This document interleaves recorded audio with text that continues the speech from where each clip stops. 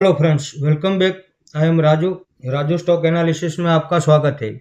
आज हम जिस स्टॉक की बात करने वाले हैं उसका नाम है लक्स इंडस्ट्रीज लिमिटेड। जैसे कि आप चार्ट में देख रहे हो कि उसने 4644 का ऑल टाइम हाई लगा के अभी ये 1360 के लेवल पे ट्रेड कर रहा है।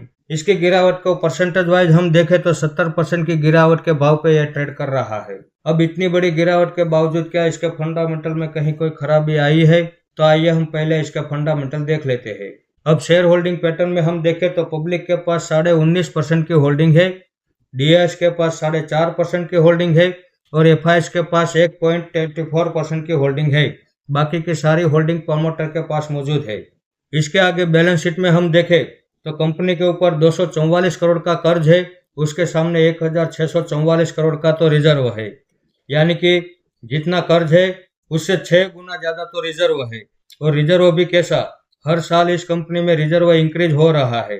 इस हिसाब से बैलेंस शीट इसकी काफी मजबूत और दमदार है।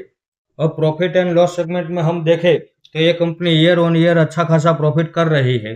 साथ में ये कंपनी हमें डिविडेंड भी दे रही है।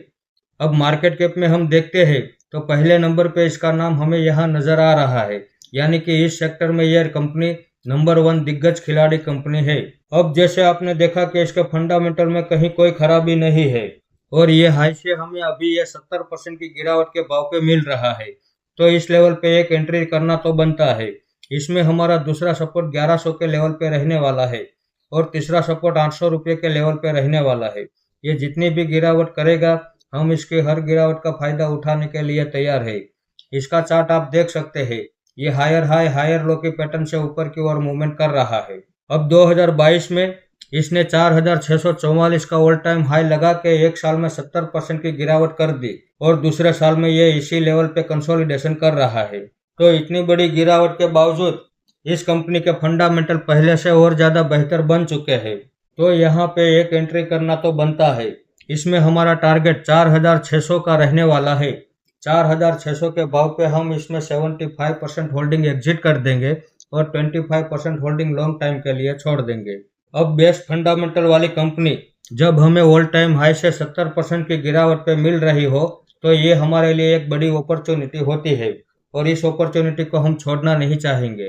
अब कोई भी स्टॉक बड़ी गिरावट कर चुका हो इसलिए हमें उसे पसंद करना चाहिए नहीं, साथ में उसके फंडामेंटल भी देखना जरूरी होता है। अब बड़ी गिरावट के साथ फंडामेंटल भी अच्छे होने चाहिए और साथ में उसके वैल्यूएशन भी सस्ते होने चाहिए।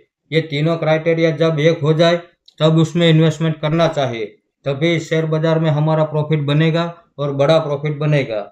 तो इस वीडियो को आप मेरी बाइंग या सेलिंग की रिकमेंडेशन ना समझे, ये मेरा पर्सनल व्यू है जो मैं आपके सामने शेयर कर रहा हूँ। ऐसे ही अच्छे अच्छे टेक्निकल और फंडामेंटल वाले स्टॉक में आपके सामने लाता रहूंगा।